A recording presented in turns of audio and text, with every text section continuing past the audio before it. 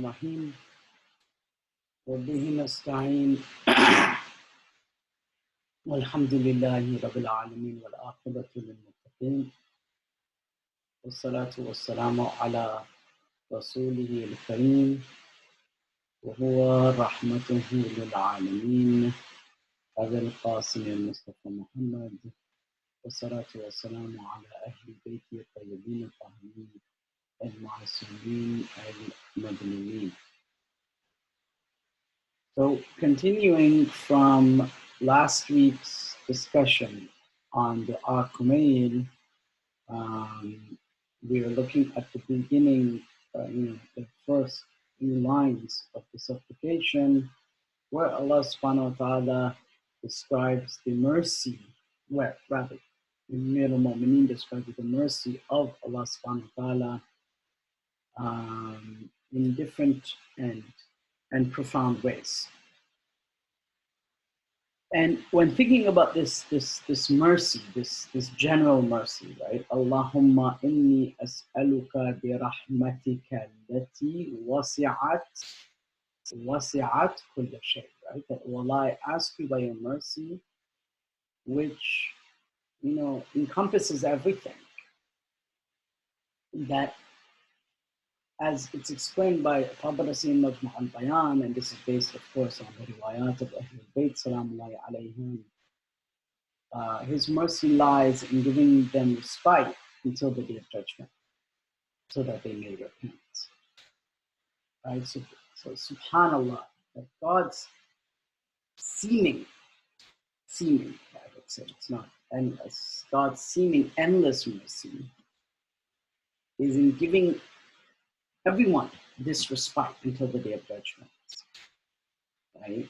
And of course, up to their death. And then in barzakh, of course, you can't have any new deeds, but then the deeds that you've already done the good deeds that you've already done can, of course, have a positive effect.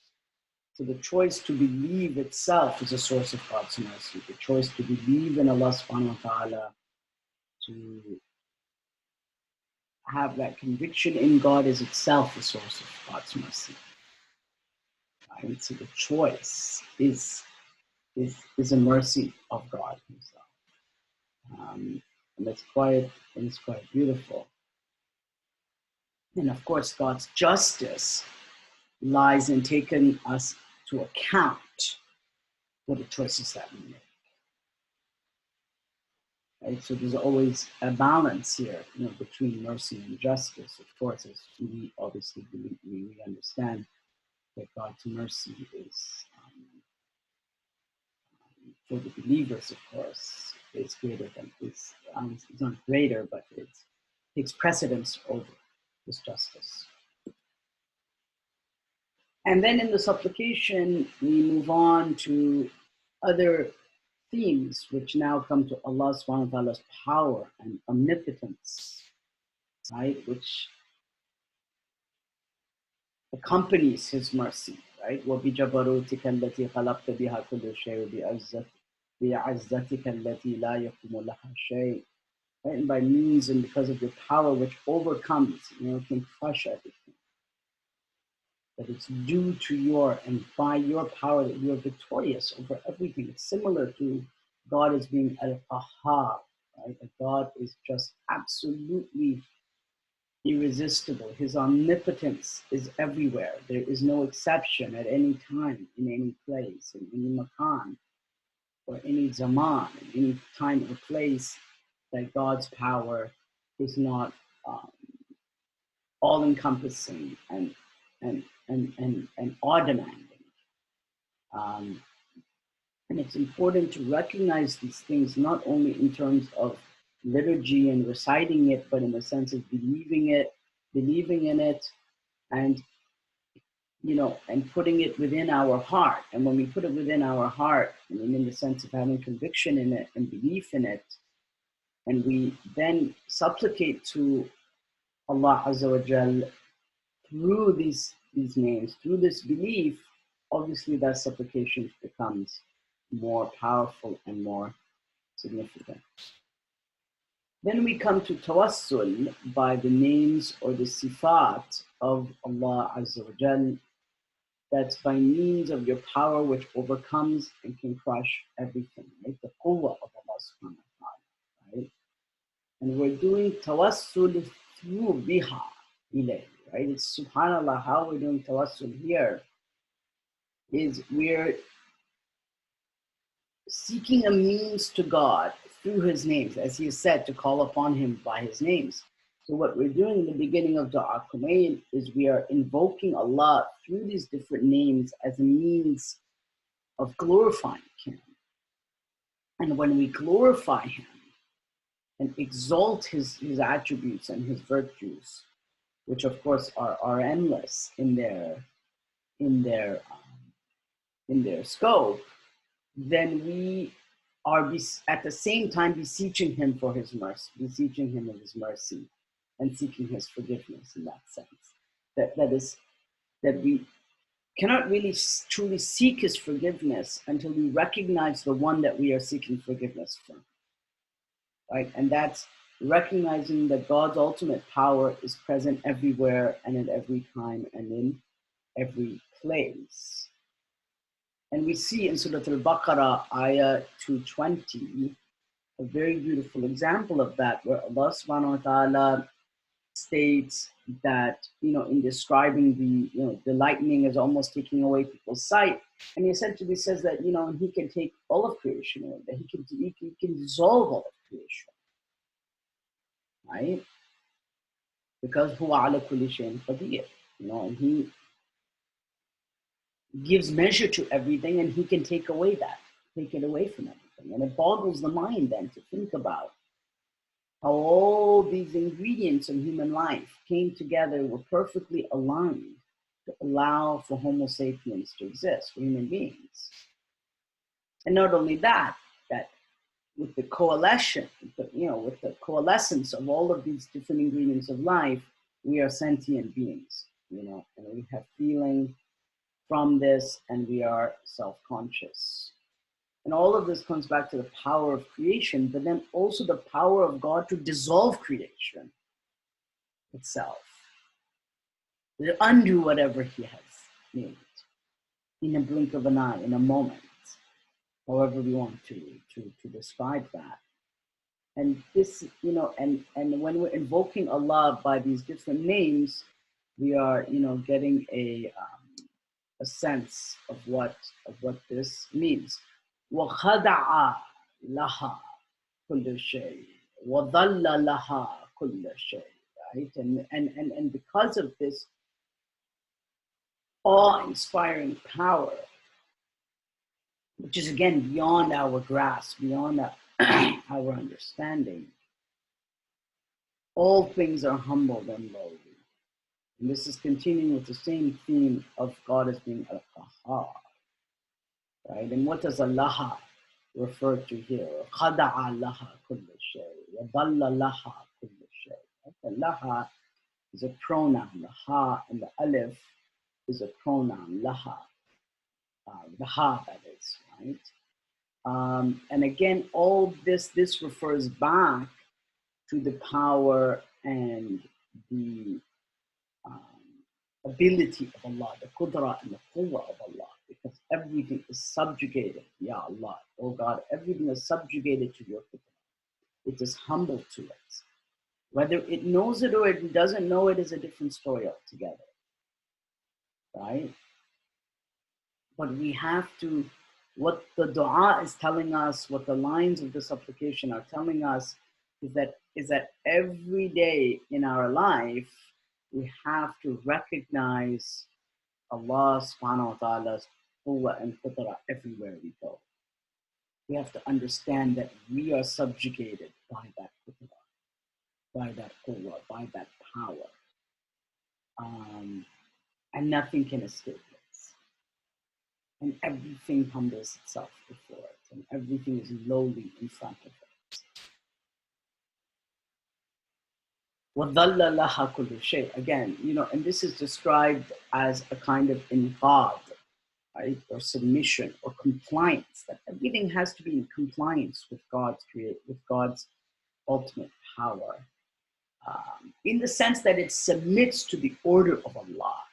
Right? The human being can't just decide on his own that, you know what, I'm walking to work and now I want to, on my own, independently, no longer be subjugated to gravity and turn on my head and just float in the air, independently of Allah. Independently, meaning without any assistance or without any kind of, it's not possible, right? Everything is submitted to an order, right? And how can this be? Well, let us turn to the Quran again.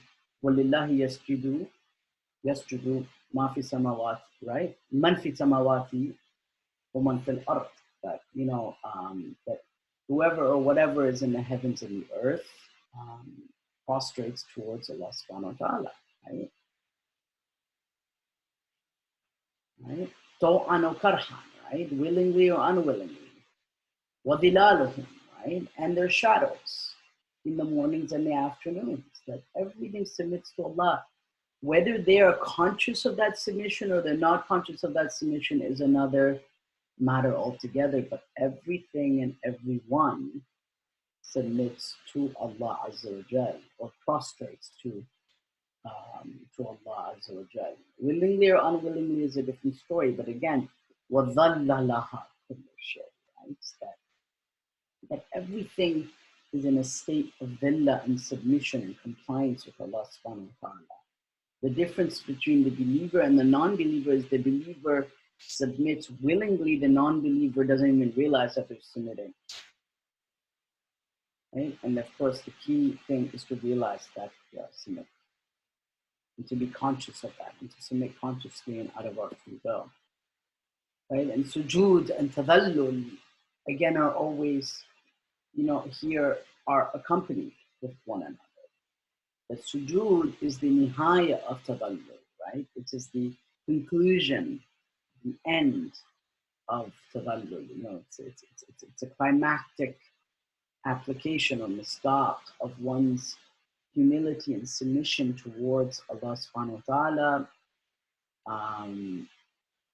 or really before anything, right? And it's demonstrating that we are setting our own self down, that we are giving up a sense of our supposed self-control before the one who controls everything, before the one to whom everything is submitted, before the one, in front of the one to whom all is subjugated, right? And the heart cannot be unleashed to discover, to consciously discover this power of God until the self is shackled. That is the ego, which tells us not to submit ourselves, which pushes us in all sorts of directions. But the heart and the intellect can only be unleashed and exposed to the light of God when the self is, becomes shackled. وَبِوَجْهِكَ الْبَاقِي بَعْدَ فَنَاءِ كُلِّ شَيْءٍ.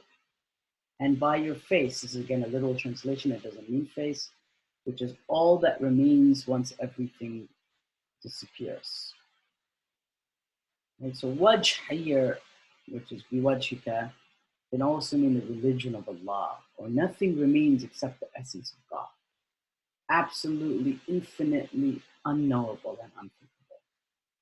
Right? The wajh here indicates the presence of Allah. And by your presence, which is everlasting, after the annihilation of everything. So I ask you by your wajh. I turn to you by your wajh, which is essentially your presence and your essence. Again, these are all beautiful ways by which we can invoke Allah Azza wa Jal.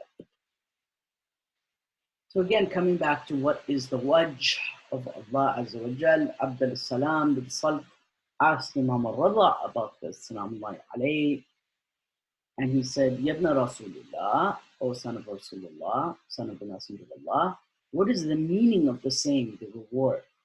of saying La ilaha illallah is to glance at the face of Allah, illa wajhillah. And Imam Rada said, oh, Busalt, to describe Allah as a wajh or a point, kal wujuh is kufr, right? Meaning, and then he explains, that they are the prophets, the messengers, and the proofs and the hujjat of Allah subhanahu wa ta'ala.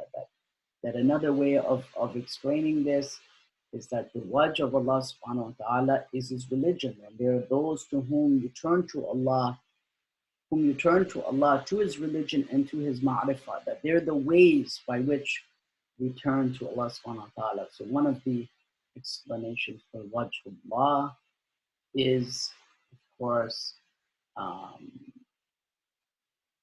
the prophets, the messengers, and the hujjat, the proofs, and the imams. The hujjat are the imams and the prophets, of course. They're all proofs of Allah subhanahu wa ta'ala, the ma'asumeen. Now, worshipping a Lord one does not know. Right? Again, you see, this is something that is very important to keep in mind here. That when turning inwards and then proceeding to ascent oneself upwards, so to speak, requires the cognizance and understanding of the attributes of Allah. Right? And the opening lines of Dua Kumail, of this particular supplication, Dua Kumail, act as a precursor to everything that follows. That once there's an understanding of who it is that the person is speaking to, who it is that we are seeking our needs from, who it is that we are turning to in submission, who it is that we are seeking forgiveness from, who it is that we are praising, then everything that we speak of after that, is put within that context of that conversation between the slave and the master. And our knowledge will always be imperfect. Our knowledge in this regard, will always be deficient, will not be complete. It will be deficient. But only the prophets and the awliya of Allah Azza wa Jal, the ma'asumeen, have this perfect knowledge and complete knowledge as far as human knowledge goes. As far as our created, knowledge as created beings goes. Nevertheless, we have been told that there is an intimate relation between human virtue and divine reality, meaning that our soul is the plane where the names of God is manifested, because he created us and he inspired within us to turn towards him. And this inspiration, right, accompanies with it the attributes of Allah subhanahu wa ta'ala. Not that we share in God's power, not in any way, shape, or form, but his divine reality manifests itself within our soul, right? And of course, this is alluded to in the Quran as well, right? That he's closer to us than our jugular vein, and so on and so forth. And if we don't understand the attributes of Allah or contemplate over the attributes of Allah, the sifat of Allah Azza wa Jal, then we cannot begin to, understand the virtues that are within us, or the potential virtues that are within us, to be merciful, to be kind, to be just, to be, to be, those particular virtues are contained within our soul, right? And as we've already read in Dua Kumail, that the names of God fill and occupy the foundations of everything. Arkana kulli shay, right? The arkan, that the corners, meaning the corner of a room, meaning its foundation, are occupied by the names of Allah subhanahu wa ta'ala. Right? It penetrates everything. And we can't understand ourselves until we understand who Allah is. And by understanding, I don't mean a complete understanding. I mean, embarking on a road and a journey of that understanding. And to this effect, the Messenger of Allah has said, "Qalb al-mu'min arshur rahman," that the heart of the believer is the throne of the All-Merciful, and that heart, when it is occupied by the names of Allah, the understanding of the names of Allah, and in bewilderment of these names, and amazement of these names, amazement at these names, the heart itself begins to transform, right? And we read in the Quran, oh God, I seek nearness to you by your remembrance, bi-dhikrik, right?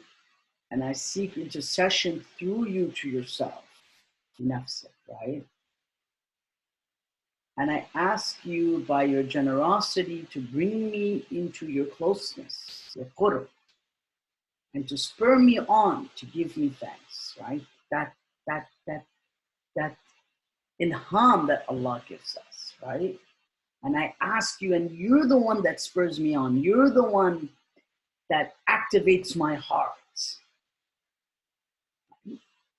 I strive towards it, but ultimately the activation of my heart is left to you. Allahumma inni atakarrabu ilayka bi-dhikrik wastashfi'u bika ila nafsik wa as'aluka bi-judik. Right? I ask you by your jud, your beneficence, your generosity, an tudniyani min qurbik, to bring me close to you.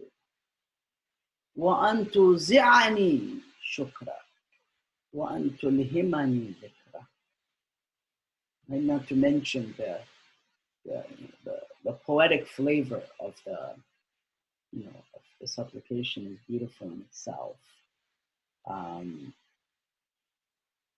And ultimately God brings us close to him bijudihi, because of his kindness, generosity, his jud.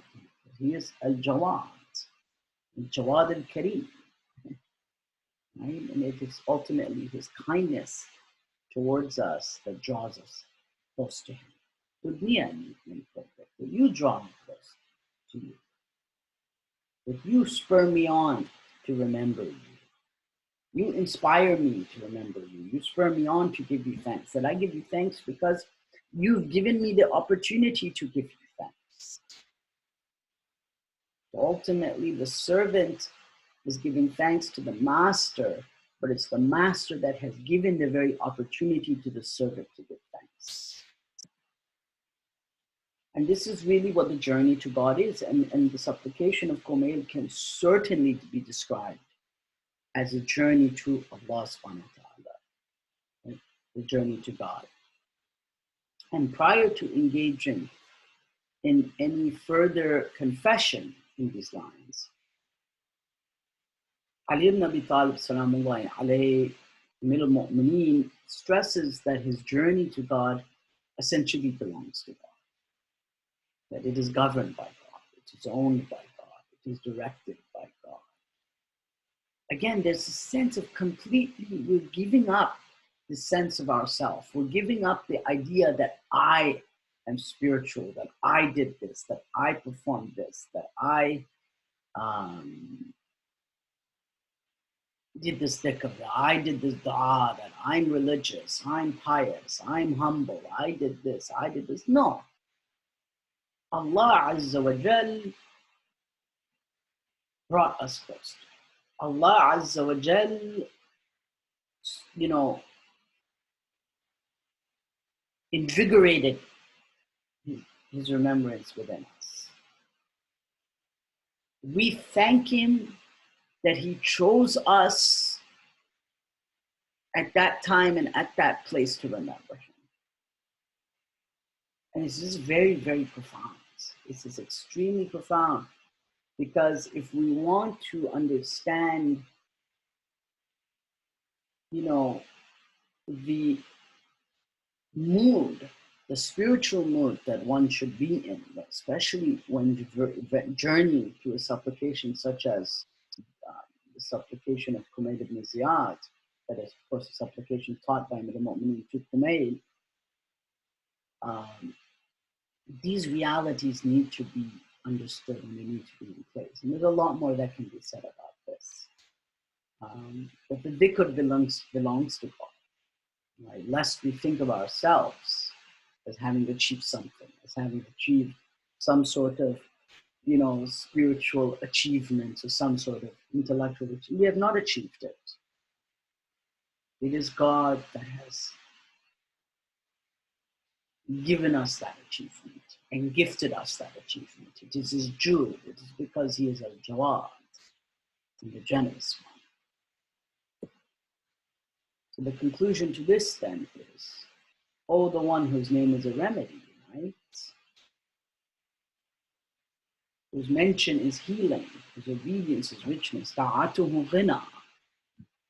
To have mercy on the one for whom the height or the peak of his wealth, ra'sa malahu, right, is hope for your love and mercy. وَسِلَاهُهُ buka. And his weapon is his tears.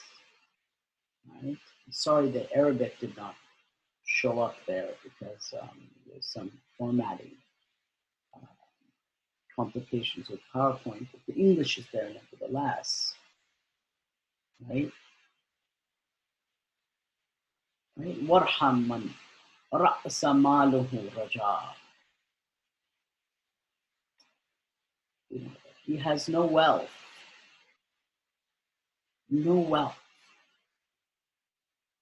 except the greatest of his wealth, رَأْسَ مَالُهُ, right? That the most important of whatever wealth he or she has in their life is the hope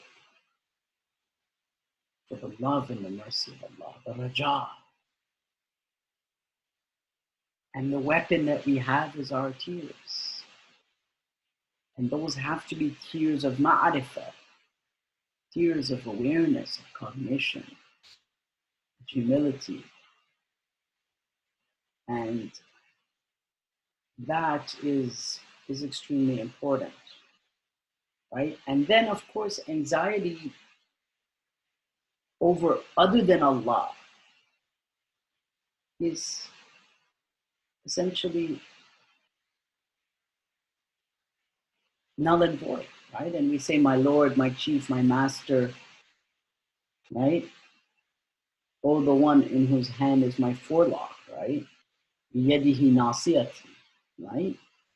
That the nasiya is the forelock. It's like the front of our hair. It's pulling the forelock of our hair. That in his hand is that forelock. Each of these lines tell us a story between the relationship between the slave and the master. Right? Malikur riqi, the owner of my freedom. You are the owner of my freedom, in whose hand is my forelock. It is so amazing how Amir al-Mu'mineen in ex-tempo delivers the narrative of human life.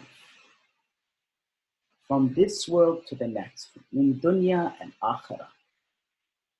And then we ask ourselves, what do we have anxiety over other than Allah? In whose hand, who's holding our forelock, not literally, of course, metaphorically, meaning he's the owner of us. He's our owner. We are his property. He can take us when he wills. And all of this, again, develops a profound sense of vulnerability with God. But we have to develop a language of vulnerability. We have to find ourselves vulnerable in front of Allah. And to find ourselves vulnerable in front of Him, that is essentially, indicates the softening of the heart. And the softening of the heart can also only occur when we invest time in our spirituality. We invest time in paying attention to our tahara, to our purity, to our impurity, to what we eat, to what we consume, to the way we speak, to our salah, to avoiding the makruhat, those things that are disliked, leave aside haram, and engaging in the mustahabat and those things that are recommended. Right? This language of vulnerability is built upon a foundation of practicing and living out certain spiritual realities and spiritual practices. Spiritual practices which yield a spiritual reality. And then we say, waqaftu bayna yadayk, that, oh God, I stand in front of you. I shed away all parts of, elements of self-pretension and self-worth, and I stand in front of you. Right? As I say, my wants, my needs, my school, my money, my friends, my kids, my ambitions, my enjoyment, my house, and on and on and on and on and on and on. My. We sometimes need to learn to just stand in front of God. وَقَفْتُ بَيْنَ يَدَيْكَ, as we read in the munajat of Sha'ban, right? هَرَبْتُ مِنْكَ إِلَيْكَ, that I've run from you to you. وَوَقَفْتُ بَيْنَ يَدَيْكَ, and now I stand. I find myself standing in front of you. Right? And we say, وَاسْمَ دُعَائِي إِذَا دَعَوْتُ, right? وَاسْمَعْ نِدَائِي إِذَا نَادَيْتُ. That hear my now, God, hear my supplication when I supplicate to you, when I pray to you, when I beseech you. And hear my cry when I cry to you.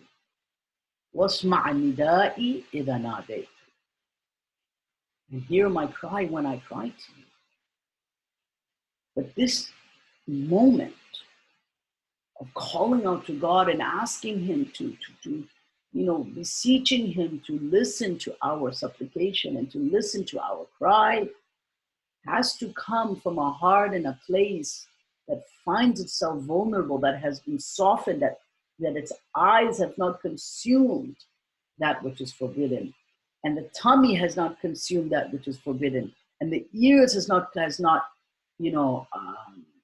absorbed that which is forbidden, or listened to that which is forbidden, or disliked by Allah. And the limbs are in a state of shukr and servitude to Allah. And our wealth is in a state of purification because it has been given in the service of Allah and in servitude or service and servitude to God's creation, right? The worship of God and the service of God's creation, right? Ibadatullah wa khidmatul khalq, the worship of Allah and the service of God's creation. So mediocrity cannot be an option for a believer. If we want to understand supplications such as the dua of Qummi, the munajat of Sha'ban, and things like this, dua bihimsa fumali, these are dua makaram al-akhlaq, these are dua sabah, these are very profound supplications. These are supplications that require a great depth of contemplation and thought into it. And just like anything else in life, they require a lifestyle change, right? As they say, if you want to lose weight or you want to be healthy and bring your blood pressure down and sugar down and cholesterol and all those things, well, you have to change your life. You have to change your lifestyle, right? That's what the doctors always tell us, right? We have to change our lifestyle. We have to change our way of life. And if we want to sense that profound vulnerability in front of God, and to say wasilahuhu buka, right? Wasilahuhu al-buka, and and the tears are a weapon before you, in front of you. That requires a process of development. And it begins by following the Sharia, following the way, the sunnah as set by Allah and His Messenger, by following the wajibat, abstaining from the muharramat, right? Following those things that are obligatory, abstaining from those things that are impermissible, following those things that are recommended, abstaining from those things that are disliked, and never to belittle something that is disliked. Never to think, it's okay, it's just makruh. Right? When we get into this habit, leave aside haram, the things that are haram. When we get into this habit, many serious problems can develop. And all of this inhibits and limits our ability to develop that language of vulnerability from Allah, where then we begin to discover ourselves and have those moments of spiritual openings. And ultimately, we will never be satisfied with the material things in this world. And we have to understand that, right? لا يملأ جوف ابن آدم إلا التراب ويتوب الله على من تاب, as Rasulullah has said, that if the son of Adam, meaning human beings, يعني إن كان له واد من ذهب, I'm just paraphrasing the hadith here, that if he had a valley of gold, and he ابتغى إلى واد ثاني, he would seek a second valley of gold. And if he had a second one, he would seek a third one. If he had a third one, he'd seek a fourth one, and so on and so forth. ولا يملأ جوف ابن آدم, لا يملأ جوف ابن آدم إلا التراب ويتوب الله على من تاب. And Allah يتوب الله على من تاب, and Allah accepts the repentance of whoever repents to Him from that life of constantly needing, wanting, desiring, one thing after the other, one thing after the other, and one thing after the other. Again, all of this inhibits our ability to have a life of vulnerability in front of Allah Azza wa Jalla. And it's all easy to say, it is harder to do. But it requires a moment or moments of self-reflection and discovery to embark on that. Now I want to briefly discuss Ziyarah in Islamic tradition before concluding for today. And then inshallah we'll have an entire separate class devoted to Ziyarah. I have discussed Ziyarah in the past, but inshallah we'll be able to, the Institute will be able to provide that in the near future.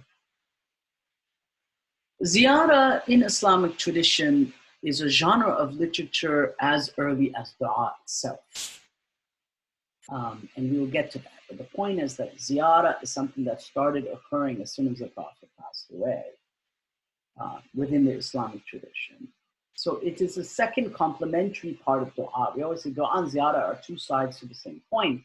And that's why in the early texts of devotional literature, such as Misbah al-Mutahajjid and other texts such as that, we find both dua and Ziyarah, right, side by side. So for every month, whether it be whether it be Dhul Hijjah or Safar, Muharram, so on and so forth, Sha'ban, Ramadan, Rajab, we see dua and ziyarah next to one another. Right? We see that there's certain supplications, a'mal, salat, prayer, that's the mustahab, tasbihat, and ziyarah. And usually the ziyarah of Imam al-Hussein alayhi salam, which again indicates that the crowning moment, so to speak, or one of the pivotal moments of these various a'mal is the ziyarah of Imam Hussein alayhi salam. And that should give us an indication as to the importance of the ziyarah of the Imam. Now again, these ziyarat that are prescribed, whether it be for the 15th of Sha'ban or Arba'een and so on and so forth, These are all transmitted in the early texts, from the Imams of Ahlul Bayt Salam. And Ziyarah as a concept, of course, denotes two things. It denotes the ritual, which is the act of visiting, Ziyarah, Zara Yuzuru, Ziyarah, which is the verbal noun, the masdar, the act of visiting. It could be Ziyarah to Bayt, Ziyarah to Walidayn, right? Visiting my parents. Or Ziyarah al-Qubur, the act of visiting graves. Which is what we're discussing in this case, and obviously the graves of the Ma'sumin, or those very pious people. And then there's Ziyarah as literature, right, which is the texts and the prayers or the devotions that are to be recited while you are visiting or in the process of visiting that particular patron saint.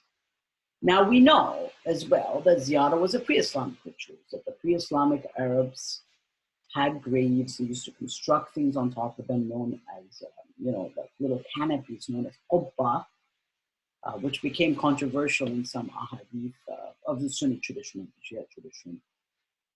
And it was a pre-Islamic ritual. The act of visiting graves, even the act of putting a covering on top of the grave itself. Now, of course, Islam took this, adapted it, removed any of the elements of it that were polytheistic, and took this and it transformed it within the Islamic tradition. Now, Ziyarah in Shia and Sunni tradition is very different. We'll end on this note here. For the Shia, Ziyarah is tied to the very core of the faith, for the very reason that the traditions about Ziyarat, the fadail of Ziyarat, the actual texts of Ziyarat, right, are narrated from Imams of Ahlul Bayt, whether it be Ziyarat al-Minullah, Arba'in, Warif, on and on and on, Ziyarat Jamia, Jamia Saghira. These are narrated from the Imams, and the traditions from the Imams are considered to be sacred. They're considered to have a profound charisma attached to it. The Ziyarah tradition is tied to the very core of faith in the Shia tradition. Whereas in the Sunni tradition, of course, there are narrations from the Prophet encouraging people to visit him, and the one who visits me during my life, visits me ba'da wafati ka'annahu zarani fi hayati, right? It is as if he visited me during my life. And those traditions are there, but it's not really tied to the core of the Sunni faith. For the Shia, it is very much tied to the core of their faith. Again, it doesn't mean that the Sunni don't do Ziyarah. They do perform Ziyarah, aside from some sects within the Sunnis, within the Sunni tradition. But this difference is extremely important, right? And it's for this reason that the Shia put so much emphasis upon Ziyarah. Where for the Sunni, the same emphasis is because nowhere near the same amount of emphasis put upon Ziyarah, or the act of visiting the awliya of Allah subhanahu wa ta'ala. Now again, within Tasawwuf and Sufism, we see a great emphasis upon this, visiting the shrines of saints in Morocco, Egypt, elsewhere, and getting healed there, and having certain karamat and miracles performed.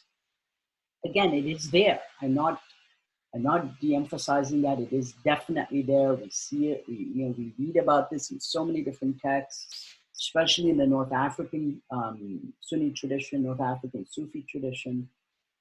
But again, the difference between the two is that within the Sunni tradition, especially within Tasawwuf, it is there, but it's not really tied directly to the orthodoxy itself, to the canonical texts.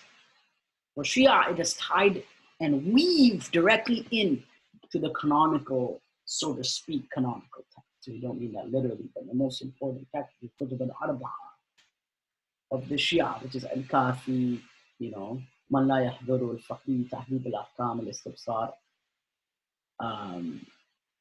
And in the early tradition of texts such as Kamil Ziyarat of Ibn Qawlaway, the Mazar of Shaykh al-Mufid, all of whom lived, between the 4th and early 5th century. And then, of course, this continues with Sheikh Tusi and the Fawwis and so on and so forth. So Ziyarah is tied to the very core faith of the Shia tradition. And it goes well beyond simply allowing the visitation of graves, right? Ziyarat al-Qubur.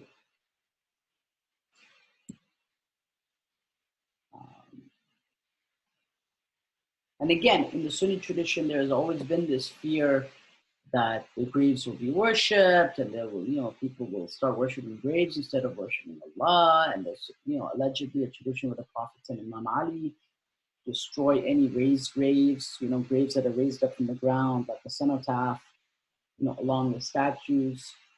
Other scholars argue that this was limited to the graves used as sites of worship. This was limited to the graves of Jahiliyyah, which were signs of idol worship, right? Because they would worship those graves, or there would be idols there, on the graves, or it would be a symbol of idol worship or a symbol of shirk. It's not to mean that all graves are like this, right? So again, if one was to read this tradition in a very literal sense within the Sunni tradition, that is, then they would, prohibit any kind of raised grave or the visiting of graves. And hence we see the fear of this practice, especially in Saudi Arabia and among some elements of the Hanbali school of thought, or people who maybe are described today as Salafis. But again, we see that Ziyarah is there in mainstream Sunni Islam through Al-Ghazali's Ihya. We have the Ziyarat of Medina, Ziyarat the Prophet, Ziyarat al-Baqi. All of this is mustahab and recommended. And there are other manuals such as that of Tajuddin al-Subki, Shifa al-Siqam, the Ziyarat Khairul Anam. He was a scholar that lived during the Mamluk era. Tajuddin al-Subki, very important scholar. He's a Shafi'i, who spoke about the importance of Ziyarah. And in the Shia tradition, we have so many texts from the early period by Ammar al-Dihni, right, and others, Yunus bin Ali al-Qattan, and so on and so forth. These are just a few selections. We have many texts of Mazarat compiled during the time of the Imams themselves, which show us that it is something that is very important and very central to Shia tradition. And that there's definitely a connection between the compilation of the usul, which are the early handwritten traditions. Of course, everything that was handwritten, but the written traditions of the Imams, which were compiled during their lifetime, and the Ziyarat tradition as well, that there is a connection between these two, right? Hence, indicating to us that Ziyarat tradition is a very early tradition, which can be dated to the historical period of the Imams themselves. And these ziyarat that are on the screen here, Jamia Kabira, Wadif, Ali Yasin, Arba'in, so on and so forth, are all found in the earliest sources of Shia literature, right? This is very important. These are not ziyarat that came about at a later period, let's say in the 7th, 8th, 9th, 10th century. These are ziyarat that go back to the early period. Many of them having isnads going back to the Imams. And inshallah, at another time, we can inshallah explore these ziyarat in more detail. But I must emphasize that these ziyarat are in the earliest sources of Shia literature, and they are very important, and they are very formative, and their contents again describe what I would put forward as the kind of beating heart of the Shii devotion to the family of the Prophet. And they become kind of paradigmatic, a paradigmatic instance, an example of 12 Shiism and what 12 Shiism is. And these ziyarat were narrated by, practiced by, recited by the scholars of the early part of Ghaiba all the way until ila yawmina hada, until our day today, and they're found in some of the earlier sources of ahadith. And that is very important. So the point is that this is a part of an ancient tradition, a beautiful tradition, and a venerable tradition, inshallah. And that is all that I have to say on that subject. And inshallah, we will be able to have future sessions or sessions in the future, inshallah. Wassalamu alaikum wa rahmatullahi wa barakatuh.